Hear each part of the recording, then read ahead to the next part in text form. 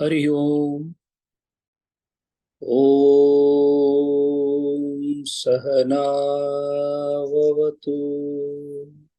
सहनौ भुनक्तु सह वीर्यं करवावहै तेजस्विनावधीतमस्तु मा विद्विषावहै। ओम शांति शांति शांति। श्रुति स्मृति पुराणानाम् आलयं करुणालयम् नमामि भगवत्पादम्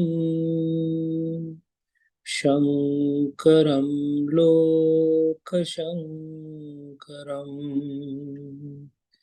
शङ्करं शङ्कराचार्यम् केशवं बादरायणम् सूत्रभाष्यकृतौ वन्दे भगवन्तौ पुनः पुनः। समस्तजनकल्याणे निरतं करुणामयम् नमामि चिन्मयं देवम् सद्गुरुं ब्रह्मविद्वरम्। हरि ओम। We are studying Jyotish Charanadhikaranam, the Adhikaran related to the word Jyoti in the Brahma Sutra Bhashya of Acharya Shankaracharya. In the Upanishads,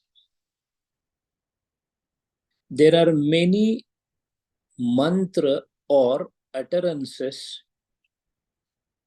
At times we feel that why so much of importance is given to the utterances in Upanishads.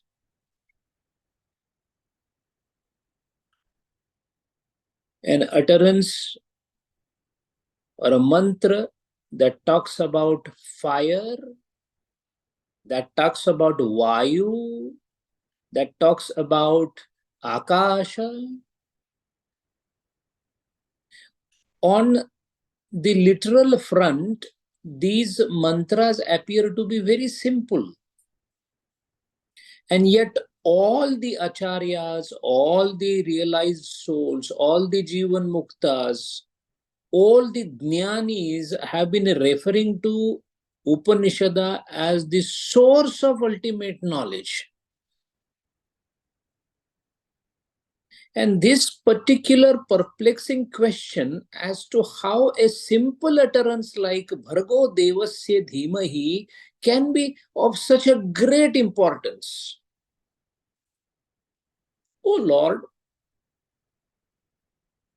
make my understanding better. Appears to be a very simple statement, yet it is considered as the prayer of prayers. So much of eulogy about this particular mantra, talking about the most elaborate mantra. Some word like Omkar being given enormous importance in the Vedic literature. To understand it, why it is so, we must understand that all these mantras appearing in Upanishads are also called Vidya. It means they have a power to transform us into the right understanding so that we can reach ultimate reality, the Brahma. In Chandogya Upanishad, we have Bhauma Vidya, Prajapati Vidya, Vaishwanara Vidya, Gayatri Vidya. So each of these sections there are dealing with certain type of Vidya.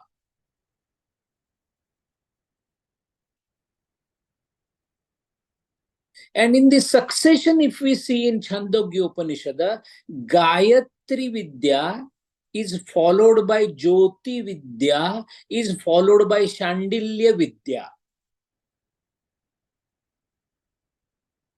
And as a Purva Paksha or a commoner like us, we question because we have a doubt, samshaya in the mind, that how a reference to the fire, reference to the sun can be the reference to the Brahma. You refer to the heaven. So we know the heaven, it is a higher experiential plane. It is not a Brahma. You refer to Aditya, we know the Aditya that illumines the entire solar complex, but that's not the ultimate reality. It is another star in the galaxy. Then what is that it makes so important that one has to focus on it?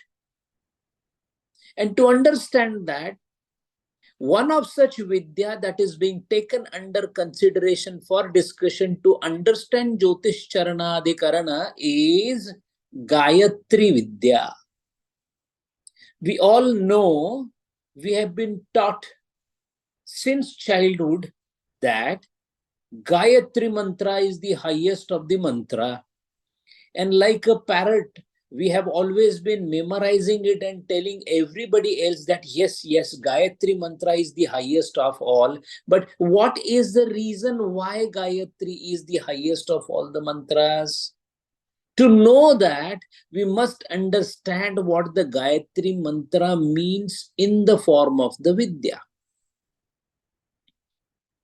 At the outset, entire Veda is set into different meters or chanda, of which the most predominant one is called Gayatri Mantra.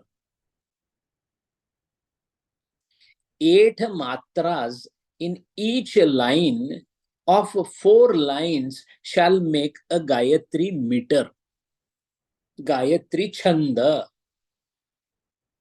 So if Gayatri is a chanda or the meter, how can you say Gayatri is Brahma? A composition style cannot be the ultimate reality. Can we say that the entire world has emanated or has come from a meter called Gayatri? And yet they say that Gayatri is nothing else but the Brahma, and that is precisely this samshaya which we are trying to understand by ourselves. To understand the Gayatri mantra and the reference of Gayatri in the Brahma Sutra, in the Jyotish Charanadhikarana, one should really understand what the prayer precisely is.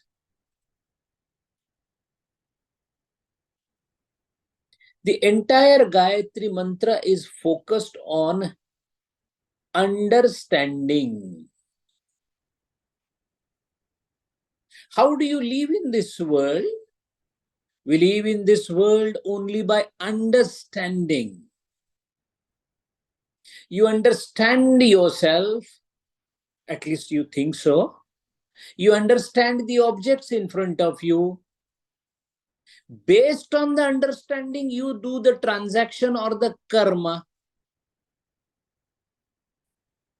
So I understand science, I understand who is my sister, I understand this is my body, I understand this is my office, I understand this is my child, I understand this is somebody else's child. Just imagine you do not understand. Can there be a semblance of life left in you as well as in this world if you don't understand? Mere presence of an object, mere presence of a subject is like the scattered clay or scattered dust particles that has no meaning by itself. The meaning emanates when there is an interaction between the two, one either as object and another as subject, provided the subject understand the object, or the object develops the capacity to become the subject to understand another subject or object. In other words, it is the understanding of things around us that makes the semblance to the world. My presence in this world is utterly useless if I don't understand anything. A person in coma is dead for us, although he's alive. Why? The doctors go close to him and try to throw the light in his eyes, try to make movement, etc., to know whether he responds. And you respond when you understand. Without understanding, you cannot respond. A person who is in swoon or little unconscious, we slap him on the cheek and say that, hey, where are you? Please talk. Please respond. We are trying to see whether he understands our presence.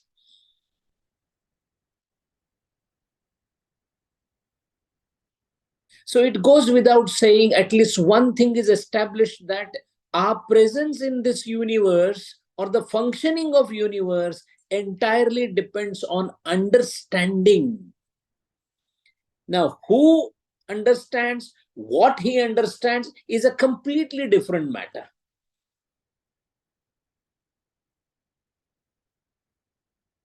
A young boy understands a nice girl walking past by in a different sense.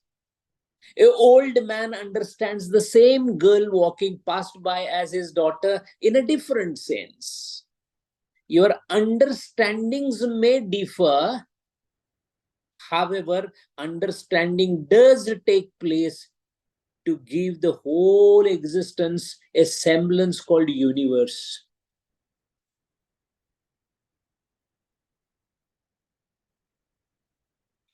Once this is understood, that everything is based on understanding, then comes the question that what we understand, is it the real understanding or not? I understand a house as a house. Look at the beautiful house. What happened was, I, through my sense organs, understood that there is something called a house there, and that is my understanding. But what is a house? A house is assembly of the brick, mortar, and the wood. Some time back, there was no house there. Some bricks came together, some mortar came there, somebody who can work on brick, mortar, and wood came there, and a house was born. So if I have understood what a house is, and yet there is nothing called house in this world, an assembly of certain things is given a name as house. Show me the house as an absolute tangible entity, I cannot show it. If I ask a question that, leave aside the brick, leave aside the mortar, leave aside the wood, show me the house, it cannot be shown. That means what I understand is essentially coming together of the constituents and creating an impression on my mind which may not or does not exist.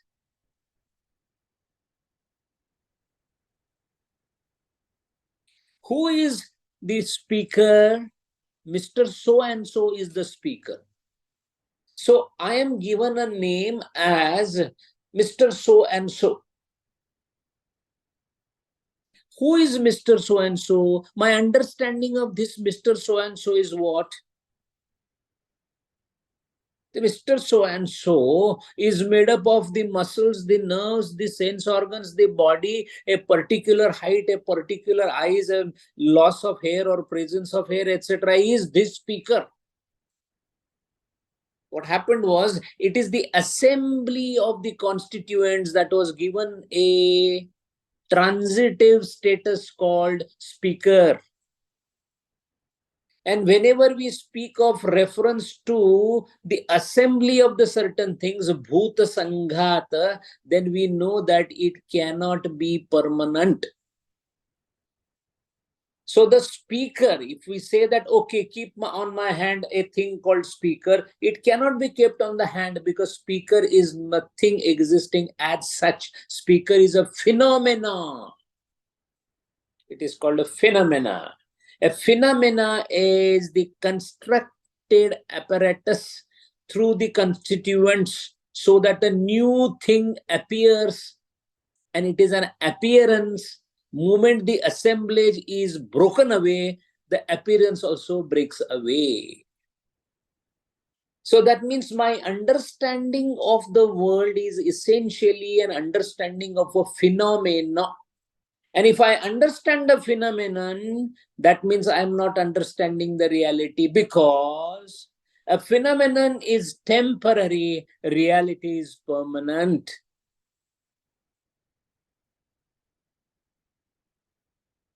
I have enormous wealth. Bill Gates is very rich in the world.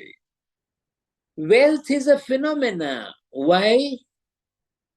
Show me the wealth on my hand? No, it cannot be shown.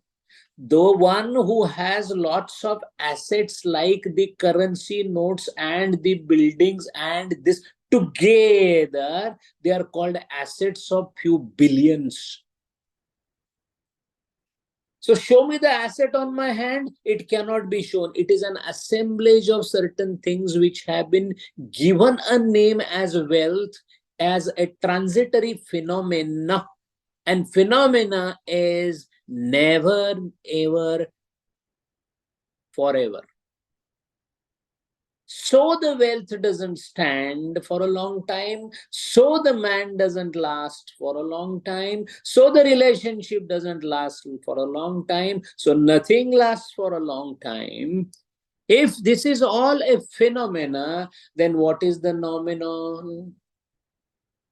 What is the reality? The one which is not composite, the one which is not formed as a phenomena, can only be reality.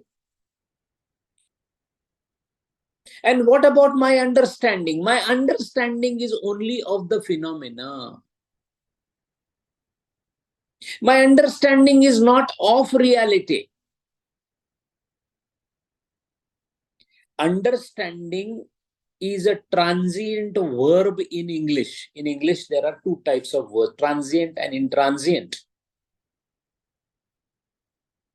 I am eating. Eating is a transitory verb. Transitory verb depends on the object. It presupposes a presence of an object. Intransitory verb, a fish swims. Swims is a intransitory verb. Independent of any object.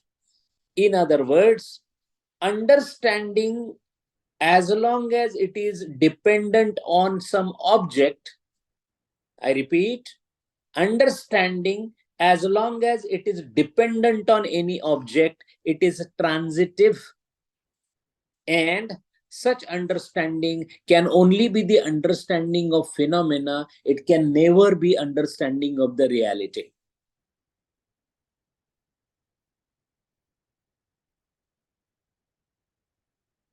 The question now is, how can I understand reality? Understanding reality, reality meaning Brahma, is possible only when I understand the understanding. We're getting into the slight word play trickery, yet it has profound meaning. When the understanding is about something, it is not a proper understanding, because it is understanding of the phenomena. Phenomena is dependent, phenomena is transient. How can understanding be of the understanding?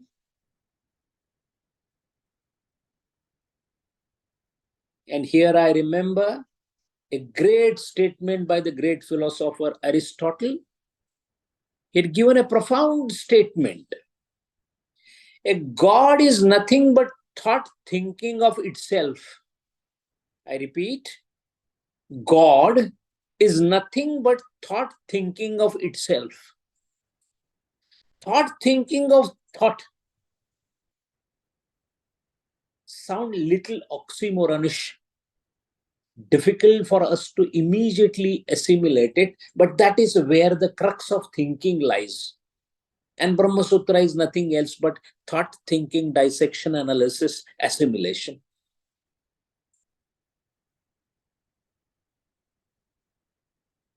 Anything that is beyond the purview of understanding shall always be understanding of.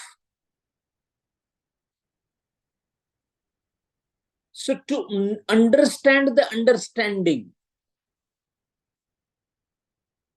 where there is no object identified, I want to understand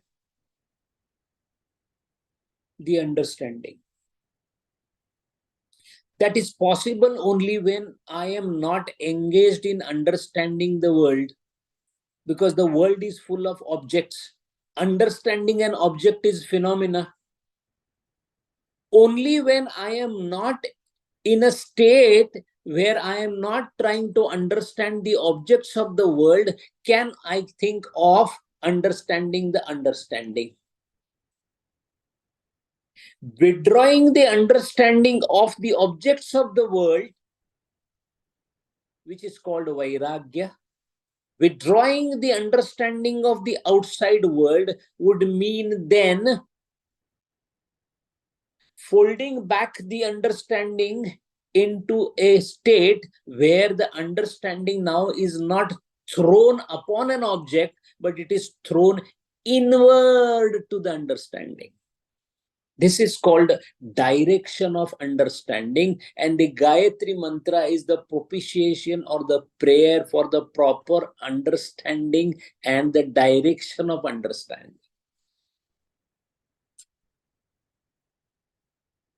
Even the understanding of the object or the phenomena is possible because of the consciousness or the reality only. I understand an object. That itself is because of the consciousness. That's fine. Consciousness illuminating the object is every day. We understand it. But consciousness illuminating the consciousness. And what should be done for that? It's only possible when the consciousness is not projected on any object outside. The understanding is not projected outside, but it is projected inside.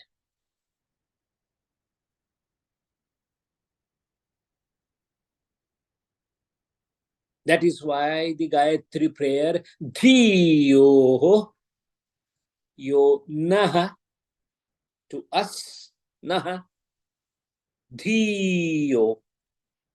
The place where there is a possibility of understanding the understanding is Dhi. Dhiyo.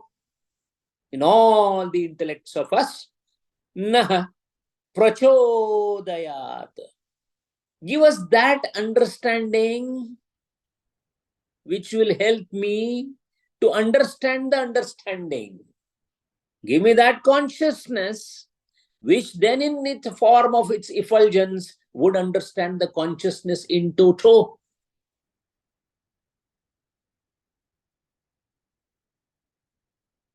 And since such an understanding, anubhuti, is equated with enlightenment in English also, because he's an enlightened soul.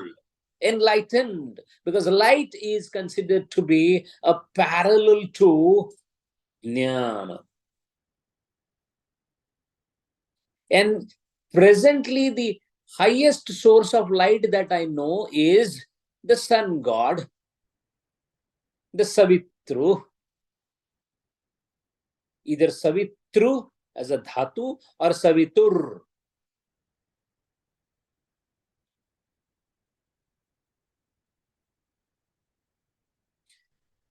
Tat Savitur Varenyam Bhargo, bring the understanding to understand the understanding. Bhargo, effulgence. Dhimahi, Thiyo Yonah Prachodayat. Hey, the source of light, let thy effulgence, let thy blessed effulgence illuminate me. Me meaning my highest possible ground called intellect, in a manner whereby I shall understand the understanding. With the help of same consciousness, I shall be doing a conscious effort to understand the consciousness.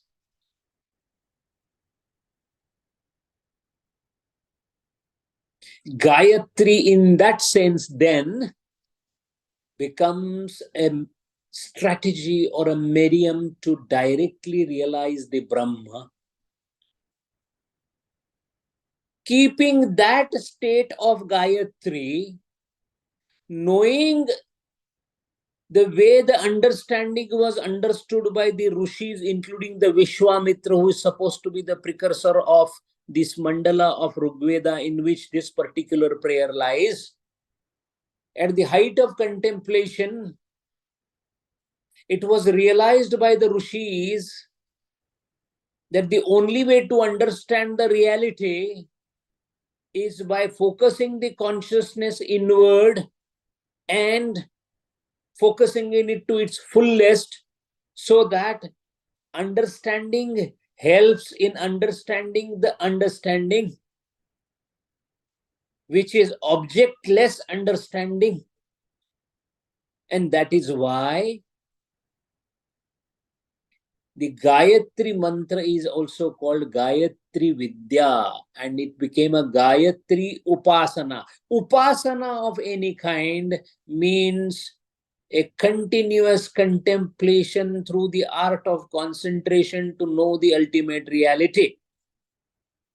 So all those rishis who were pious in nature, who had completed sadhana chatushta sadhana, who had imbued with the highest spirit of vairagya, jettisoning or leaving off everything outside, the world has nothing to do with them because of its ephemerality,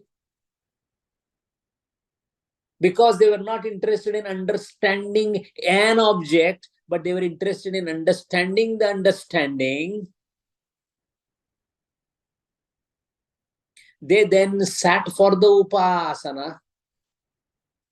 In order to do the upasana, because it is a karma, it requires an object. Here the object is not the worldly object, but a thread of thought. And that thread of thought is the mantra itself. By focusing on the mantra, thinking of nothing else but the mantra, maybe having a rosary in the hand and sitting in contemplation and repetitively saying Om Bhuhu Bhuvaha Suvaha Om Tat Saviturvarenyam Bhargo Devasya Dhimahi, with each utterances starting with the Mahavavrutis or Vavrutis called Bhu Bhuvaha Suvaha. Vyavruti is a mystical utterance. In the Vyavahara, there is no meaning for these Vyavrutis. These Bhu, Bhuvaha, Suvaha is an attempt to transcend the created universe. So Gayatri helps in transcending the created universe and enter into an arena which is beyond creation. And that is why Gayatri is called Chatushpada. One path of the Gayatri is this world, while the three padasya Amruto Bhavati is in the land of immortality. Such is the Chatushpada Gayatri. That Gayatri is being referred to in the Chandogya Upanishad, followed by which Jyotish Vidya has been mentioned. So we have this 12th section, 13th section and 14th section. Gayatri Vidya, Jyotir Vidya and Shandilya Vidya. And the question now or the Adhikaran now is under discussion in Jyotish Charana Adhikarana. And the Purvapaksha is saying that the Jyoti and the Aditya is all a reference to these entities called sun, entities called flame. And the Siddhanta Paksha says, no, sir, it has a much higher esoteric meaning. That is because previously Gayatri has been spoken in this higher manner. Later on, Shandilya Vidya is going to be spoken in the higher manner.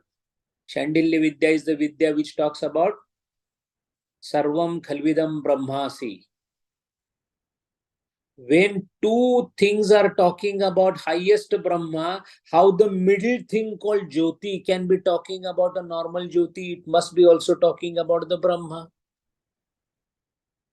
That is why in order to support Jyotish Charanadhikarana, Jyoti being the reference to the Brahman, the Siddhanta Paksha is talking about the Gayatri Mantra, Gayatri va idam sarvam bhutam, yadidam kimcha vagvaya Gayatri, vakva idam sarvam bhutam gayanti cha trayate cha. All that exists in the world, whatever there is Gayatri. All that exists in the world, whatever it is the Gayatri.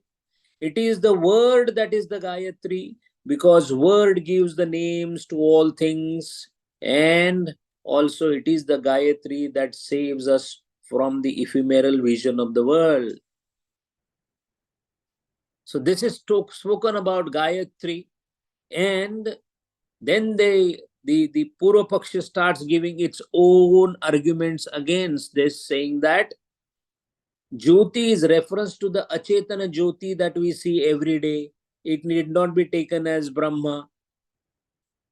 Dipyate is the word which is given. Dipyate means shines, light shines, and consciousness it is not experienced as shining because it is attributeless.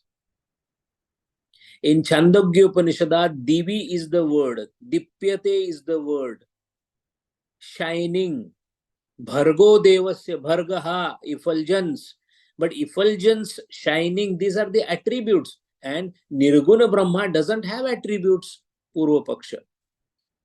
Mantra says, Jyoti par mantram dipyate, means it shines above and beyond the heaven.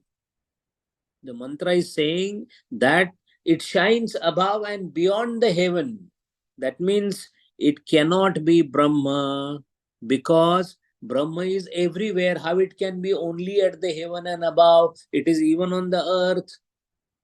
So the reference is not to the Brahma, but to a normal fire. Second is, Jyoti is said to be in the heaven. That means heaven is the Adhar for the Jyoti. Brahma is Adhar for everybody. Brahma is Niradhara. It doesn't require any support. So the Purvapaksha says that it is referring to the Jyoti, normal Jyoti. Don't try to make a big thing out of it. It is a common man's understanding of Upanishad. Any person who tries to read Upanishad right away, he will feel that, oh, it is just repeating Jyoti, Surya, Aditya. The depth of the Upanishad can only be understood if the Lakshanarth is properly understood under the auspices of those who have realized the Brahman, so the Acharya Shankara Bhashya.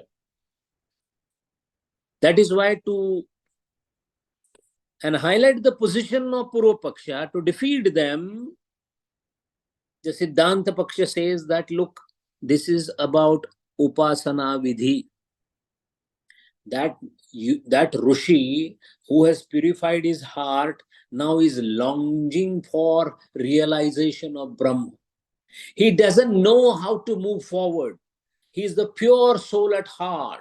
However, he has not realized the Atman or the Brahma, and that is why for him the Upasana is stated, and Upasana is done by focusing on the Saguna Brahma. So all these Jyoti, Aditya, etc., or Gayatri, etc., are nothing but the Alambanam of Saguna Brahma, so that through this Alambana, from the Saguna Brahma, he can enter into the realm of Nirguna Brahma.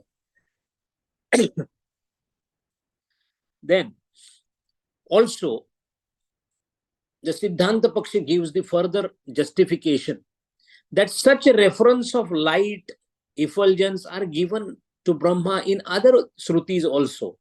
For example, in Taittiriya Upanishad, it says, Yena Suryaha Tapati Teja Siddhaha, because of which the sun enlightens. This reference is also to Brahma.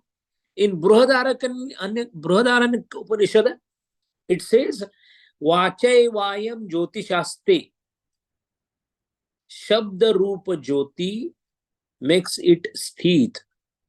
Manor Jyotir Jushatam, one who does Dhruta Sevan gets bright mind. Kathopanishad says, Tameva Bhantam Anubhati Sarvaha, Tasya Bhasa Sarvam Idam Vibhati. Under him, under that light, everything in this world is enlightened, because he is light of everything. Tad Deva Jyotisham Jyotihi Ayuhu Upasate Amrutam. That Jyoti's Jyoti is worshipped by Dev as life and nectar of Ayu and Amruta.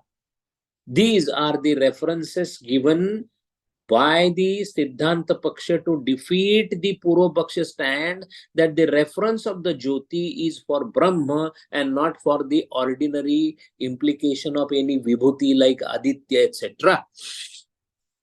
25th mantra says, Chandobhidhanat na iti chet na tatha chetaha arpan nigaddata tatha hi darshanam. In the entire Brahma Sutra, this is the longest sutra. Sutra is, last time Pradeep ji had put the Alpaksharam, Asandigdam, out of which Alpaksharam is the criteria of Sutra. And Alpaksharam means truly Alpaksharam. You have seen Patanjali Yoga Sutra. No sutra goes beyond few words. Very rarely it goes to a length like this. Even this is considered as an exception. Chandobhidhanat na iti chet na tatha chetaha arpana nigaddata tatha hi darshanam. What is the meaning of the mantra? If you say it is talking of chanda or the meter, now the reference is to the Gayatri and not Brahma, it is not correct, because in this manner concentration of Chitta on the Brahma is stated as in other places. In other words, Gayatri should not be taken as a meter. It is in Gayatri meter, all right. Frankly speaking, there is also one line in Gayatri Mantra which is not fitting into Gayatri meter because it is short by one word. Varenyam, Varaneyam. Varaneyam, it will fit into Gayatri Mantra. Varenyam, it will not. However, that is a grammatical part. So the Gayatri here is referring to an Upasya Devata for concentration. Gayatriva idam sarvam, it is said. When it is said that Gayatriva idam sarvam means this whole world is nothing else but Gayatri, how can then it be a reference to a meter? Here it is not a reference to the meter. Here the Gayatri now is no more a meter, but a reference or Lakshanarth of Brahma. So Chanda Baddhata cannot be the meaning of Gayatri in Gayatri Upasana. Bhutadipad Vyapadesha Upapattehe cha evam is the 26th sutra. All these further 3 sutras are just explanation of what we have discussed. Bhutadipad Vyapadesha Upapattehe cha evam. And thus, we must conclude that reference of Gayatri is for Brahma because the declaration as to the beings, etc., being the feet. It is said that Gayatri Chatushpad, having 4 feet.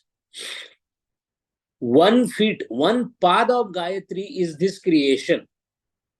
So when all the bhutas, all the created beings, all the jivas and the upadhis are 1 pad of the Gayatri, that means Gayatri here is not a chanda but definitely a reference to Brahma. That is why this mantra says Bhutadi Pada Vyapadesha, the declaration that Bhuta etc. are nothing else but the feet of Gayatri, Upapattehe cha evam. From this it is very clear that it is a reference to Brahma. Saisha Chatushpada Shadvidha Gayatri. This is the mantra.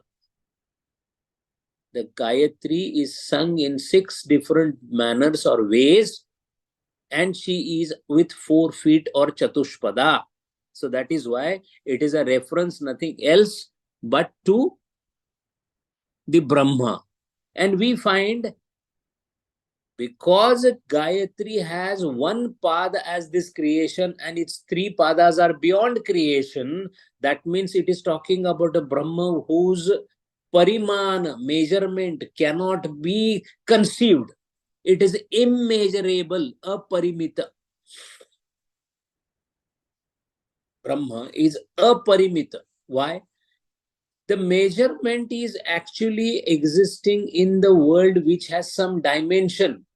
Anything which is dimensionless cannot be measured. Having a dimension is an attribute. Nirguna Brahma or the reality being attribute-less, it goes without saying that it cannot be measured because it is aparimita. And that is why even in Smriti Grantha Bhagavad Gita, in the 10th Adhyaya Vibhuti Yoga, in the 42nd Shloka, Bhagavan says, Athva bahuni etena kim jnanena tavarjuna Vishtabhya aham idam krutsnam ek anshena sthito jagataha. Arjuna, I have told you so many glories and vibhutis, but what to talk of this? Just remember, Vishtabhya aham idam krutsnam. I, by my yoga shakti, holds this whole universe by my 1 ansh. Here, the Bhagavan is talking as a reality or Brahma standpoint. Here he is no more Bhagavan Sri Krishna, but here he is nothing else but the Brahma. Brahma is speaking, saying, 1 ansham mine is what all you think this creation is. This is a relative definition of Vyapti of the Brahma. Vibhur Vyapya, present, existing everywhere. So Vyapti, it cannot be measured because it is immeasurable, it is beyond measure. And that is why Gayatri is also referred in the seminal manner. Then comes the 27th mantra. Upadesha bhedat na iti chet na ubhayasmin api virodhat. It is said that Brahma is indicated as Jyoti and it cannot be recognized by Gayatri Nirdesha due to difference in designation is what the Purva Paksha says, but we say no, na ubhayasmin api avirodhat. What is this mantra talking about? Let us try to understand what the Gayatri mantra is saying. Gayatri mantra says Tripadasya Amrutam Divi. What is Tripadasya Amrutam Divi? 3 feet of it are what is immortal in heaven. In other words, 3 padas of the Gayatri are in the immortal heaven. 3 padasya amrutam divi. This is what Gayatri Shruti says. What does Jyoti Shruti says? Jyoti Shruti states, Atha yadataha paro divaha. Atha yadataha paro divaha. Means the light which shines above heaven. So there are 2 statements now. Gayatri Shruti or section is saying that 3 feet of Gayatri are in immortal heaven, while the Jyoti Shruti says that light which shines above heaven. And the Purva Paksha says these 2 are indicating different places, so they cannot be considered as one, while the Siddhanta Paksha says yes, it can be considered as one. Now here there is a little bit of a trick that we need to understand because of our not having very good understanding of Sanskrit grammar. Vibhaktis are of critical importance in Sanskrit because it is a manner of declining a word so that a sambandham is established. In order to establish sambandham between the karta and the karma or in the vakya, the vibhakti helps. And the way it cements this particular karta and its actions is the way we understand the statement. Rightly pointing at that, the Purva Paksha is saying, see, Gayatri Mantra is talking about 3 padasya amrutam divi. Divi is Saptami. 3 padasya amrutam divi. Divi is Saptami. That means it is talking of 3 feet of it are in what is called as immortal. While Jyoti Shruti says, Atha yadataha paro divaha. Divaha is Panchami. Divi is Saptami. So Panchami, Saptami means they are 2 different sambandhams, so they cannot be one. Imagine in that period, how much slicing of the mantras was done to understand the real meaning of the mantra. When the logic is trying to fail on the Purva Paksha side, logic is also taking the help of grammar to defeat the Siddhanta Paksha, saying that Jyotish Charnadhikaran and Gayatri are not related to each other because Gayatri is talking in Saptami of Divi, while Jyotish Charnadhikaran is talking of Panchami of Divaha, Paro Divaha. Then Siddhanta Paksha also has to defeat this argument not by saying, no, it's not like that. They have to also take grammar into consideration to defeat. Grammar can be defeated by grammar. Vyakaran by Vyakaran. Nyaya by Nyaya. Sankhya by Sankhya. Then only it is considered that it's properly explained. So Siddhanta Paksha says, look here, there is no difference although it is Panchami and Saptami. And the Purva Paksha says, how can you say that Panchami and Saptami is same? The Siddhanta Paksha is explaining, I will give you one statement. Vrukshagre sheno vrukshagrat parataha shena. Shena means hawk. The bird hawk. It's a bird. Right. Vrukshagre sheno. The bird is at the top of the tree. Bird is sitting on the top of the tree. This particular statement means it is at the top of the tree and it is above the tree also. By meaning, Although the statement says the bird is on the tree, since it is sitting at the top of the tree, it is above the tree also.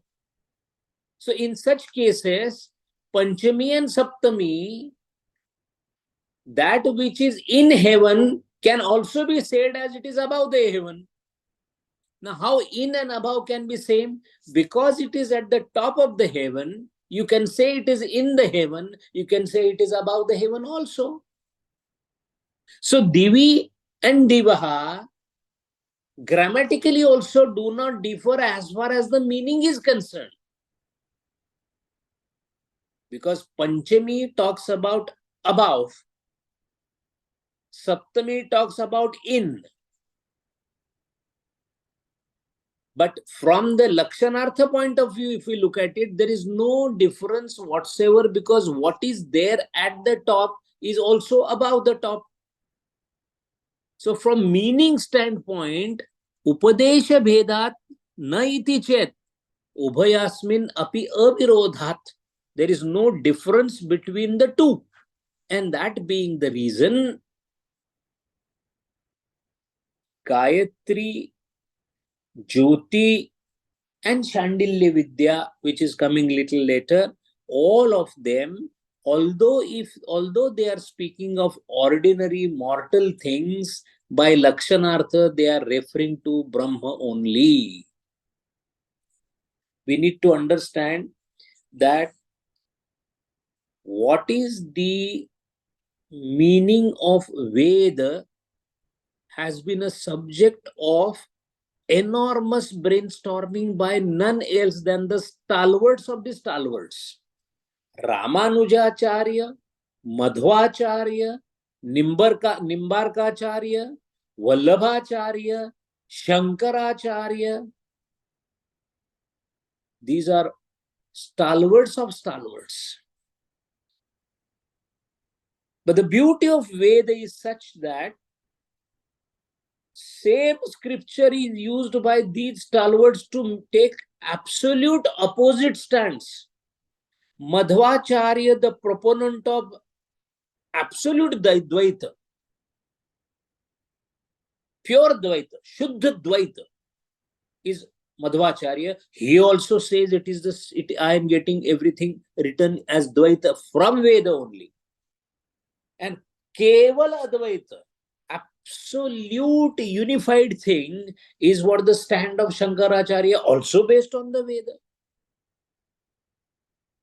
It is neither Dvaita nor Advaita, but Vishishta Advaita is the stand taken by Ramanujacharya, also based on the Veda.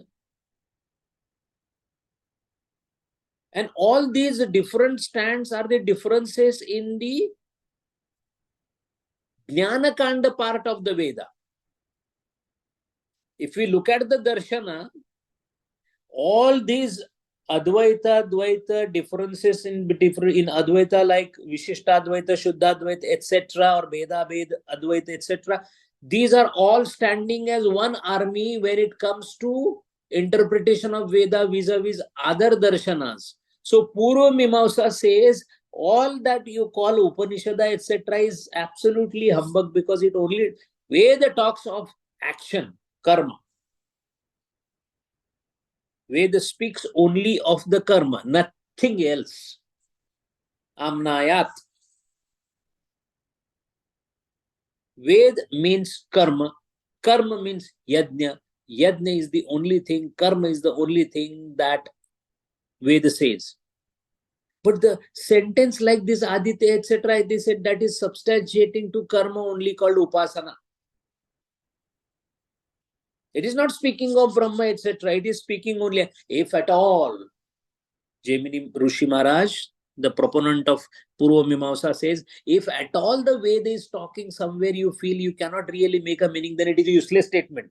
Just omit it from Veda. It takes a hardened stand that it is Karma Kanda only, nothing else. There is no Jnana Kanda. While all Advaitis, they take Uttara Mimamsa proponents, they take the stand that all these karmas are not very important. It is the last part, Vedanta, the Upanishad part. the part of which has even spread over in certain aranyakas like Brihad Aranyaka. That is where the crystallized thinking, most purified thoughts regarding the ultimate nature have been mentioned. But moment we come to that understanding that all right, it is not karma, but it is jnana kanda, it is the Vedanta that is important, and it is talking about the Brahma. Suddenly the questions come that all the statements that are written there appear to be the statements of a normal reference of some upasana or the vibhuti, Aditya, Agni, Prana. These are routine things. Prana is what moves me or makes my body or makes any living thing as living. Aditya is because the one who gives us light and sustains the life. So he's definitely great because he sustains the life, but it is a reference to Aditya. While the other stand is all these references are references to Brahma. In order to understand the Brahma at this stage where you do not have the capacity to think, even imagine attributeless existence, it is utterly beyond the capacity of a normal man to think of attributeless existence. And the only and only existence when so many things with attributes are seen around. So in order to reach from attribute full existence, sagunata, to attribute less existence, nirgunata, the journey has to slowly progress through attribute full existence using attributes as alambana, and then slowly releasing the attributes one by one. And then as we release the attributes one by one, the magnitude of the experience starts becoming more and more. Lesser the attribute, higher the magnitude of the experience, and a stage comes. The stage has been described by the Swami Chinmayananda as the intense heat of white meditation. At that white or so-called intense heat of meditation, last of the attributes is a thread which is suddenly snapped, and that is the point where attributeless Brahma is understood, experienced, and moment it is experienced, what you experience you become. So the one who is contemplating on that particular attributeless Brahma, Nirguna Brahma, becomes Nirguna Brahma, the journey ends.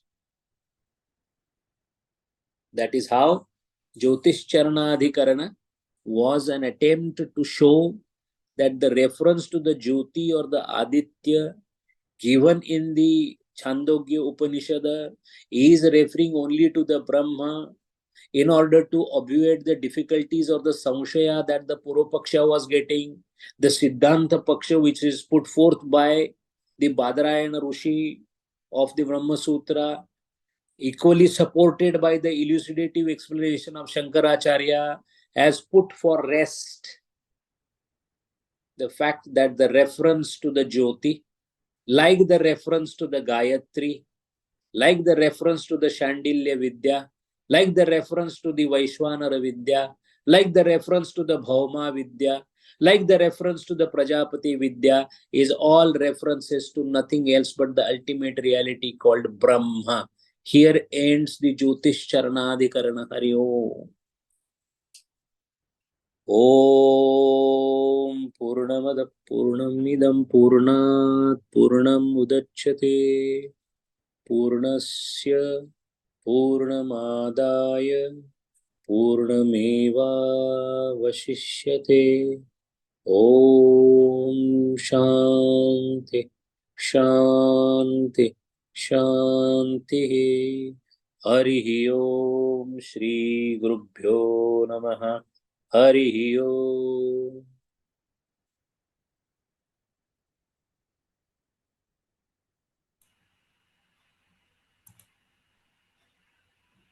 Hariom Sanjay ji. This Adhikarana is ending here only. Yes, yes. I have a version on Malayalam here which has more sutras. The Sutra 30 and 31. It is not coming there in the text what you are teaching. No, after this, what comes is called as Pranadhikaran again comes. So the Ah, Jyotish Adhikaran ends here and the Pranadhikaran starts again. But this Pranadhikaran is little oh, okay, different. okay. Yeah, it is divided in a different form. You are right. Yes, Yeah, yes. okay, okay. It is divided in a form. Here, what more convincing is this uh, the sutra. I mean, Kathopanishad says, "Tameva bandham anubadi sarvam tasya bhasa sarvam idam vibhadi," which is actually easy to understand. This is one of the thing I just noticed. Now, this Visarga, you said Saptami and Panjami. If a wrong interpretation will give a I mean opposite meaning, like one judge has made a judgment for a convict as kill him, comma, not leave him. The clerk who wrote the judgment put the comma in a different place and in a wrong place. Kill him not, comma, leave him. Will it, happen like this in if we use this Panchami and Saptami in a different sense? Opposite Exactly. meaning will occur? Exactly. That is what the Purva Paksha has interpreted as. So that is why the Siddhanta Paksha has corrected these two vibhaktis in order to enlighten that there is virtually no difference as far as this particular Divi and Devaha is concerned. So that is why technically, yes, Panchami is ablative vibhakti, while Saptami is ind chashakaha chamasaha chashake asti. The spoon is in the glass. So in the and away from, these are actually contradictory. So Panchami Saptami in terms of the interpretative things, yes, they are opposite. But here the way it is used, it is not so, is what is being proved by the Uttar Paksha or the Siddhanta Paksha, simply to because Purva Paksha was not getting any logical argument, because all the logical arguments were earlier defeated. Because how can Gayatri, which is basically a meter, be the creator of the whole world? It is a meter. Chanda cannot be the creator of the world or the bhutas. So that is why all this got defeated. So again, the last one, through grammar, they were trying to say that I agree with you, but specifically because of vibhakti, it is different. Even that got defeated through grammar only. Okay. So the rishis have resorted to a method of giving examples. What is to start from what is known to know the unknown, isn't it? What else? Is there any alternative? No. No. So that is the how resorted to this line of teaching. Yes. Very good. Yes. Thank you. Thank you. Thank you very much.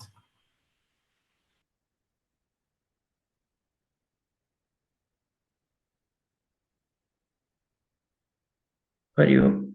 Hari Om. Any more questions? Hari Om, Dr. Sanjay. Hari Om. The references which you mentioned about like Natasya Bhasa, Surya, something like that, which is in like Kathopanishada, and in Acharya's Bhashya. So it's is it referred only like the 10 Upanishads? Because I think this something similar mantra came in the Shweta also, I believe. Actually, this kind of mantras, you will find repetitions of one mantra into many others. Even the Chandogya's reference to this particular mantras can also be seen in other. But what is important is, based on the flow of philosophy that is moving in a particular Upanishada, if the same mantra is appearing in 4 different Upanishads, the specific Upanishada is picked up by the commentator because in the flow of philosophy, it fits more. So same mantra, if it is appearing at 3 different places, which Upanishad to choose from requires the enormous understanding of all the Upanishads in depth at the same time so that you can pick up the right reference.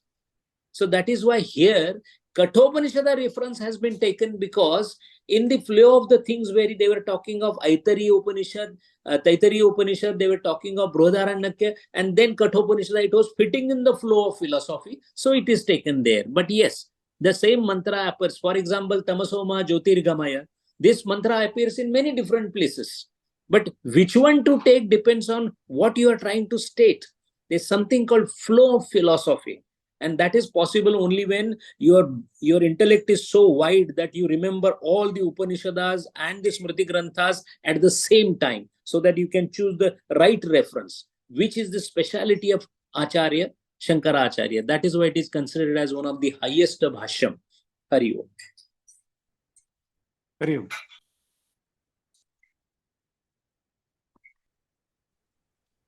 Hari Om. Any more questions? Sanjay ji, since you brought this grammar aspect, is there any easier method or any tips you would like to give us on this, learning this? To understand the Vibhakti is most difficult, everybody feels, because they go by a system of by-hearting the Vibhaktis. By-hearting will not help us, but we being a student of scriptures, we have a better solution for that. Every mantra, every shloka that we study in Bhagavad Gita or in Upanishad, try to split the word and see the Vibhakti there. Tasya bhasa, tasya. Now focus on that word tasya. It is from to how tasya has come. See the Vibhakti there, and we get really delighted that now I know the meaning of the first word, tasya. Divi. See the Vibhakti, Divi, in. In means inside. So this is how each Vibhakti can be picked up by usage. And for usage, already we know so many shloka. Take any shloka. Tamasoma amrutam, amrutam. Gamaya, ya pratyaya of verb. Then we can go for verbs to find out. This is a better way of going reverse manner. Application is seen first, and then we see which Vibhakti it is. What normally we try to do is, we do by heart Vibhakti, but we don't use it immediately. So either do the Vibhaktis by heart and start right away using them in small statements, sentences, or the best way is, we have so many shloka in Bhagavad Gita. So each shloka, each word, take maybe first word, if it is in Sandhi, we do the Vigraha, make it separate, and then see which Vibhakti is here. And by seeing it again and again, we realize that, oh, when the Vibhakti is ending with ta, perhaps it is indicating Panchami. When it is ending with E, Divi, etc., or A, that means it is perhaps ending, it is hinting at Saptami. When it says Sya, perhaps I am talking about Shashti. So this is how one by one the Vibhakti can be picked up. This is how perhaps I also tried in my little way. Hari Om.